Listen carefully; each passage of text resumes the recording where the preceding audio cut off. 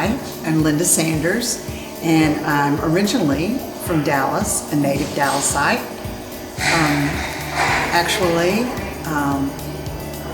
Our family name was Dallas. My mother's maiden name was Dallas.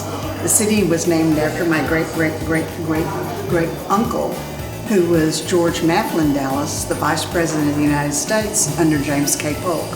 So we have a history here and a love here, and couldn't be more proud.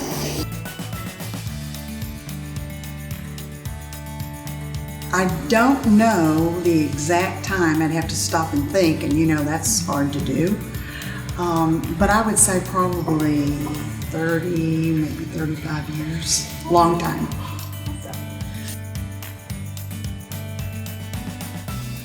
So I entered one thing, and it was on spectacular dessert, and I won a blue ribbon. And I was so excited. It was an awesome, scary day because all the people there were the fair longtime competitors. And I was so nervous. As a matter of fact, I was ready to chicken out because in listening to people in the peanut gallery, everybody would tell tales about, oh, this person's won this and this and this. I thought, I'll just sneak away and then call and see if there was any exciting news. And I thought, no, I've gone this far and I'm gonna stick it out. So when I won that blue ribbon for spectacular desserts, I was blown away. And as I tell everybody that I get to enter now, you'll be hooked because it's such a fun and exciting thing to do.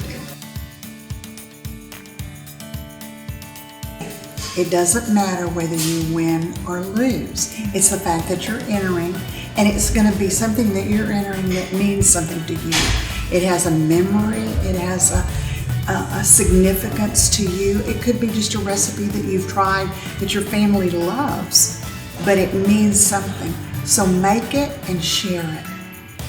Because win, lose, or draw, it's a fun thing to do, and keep trying.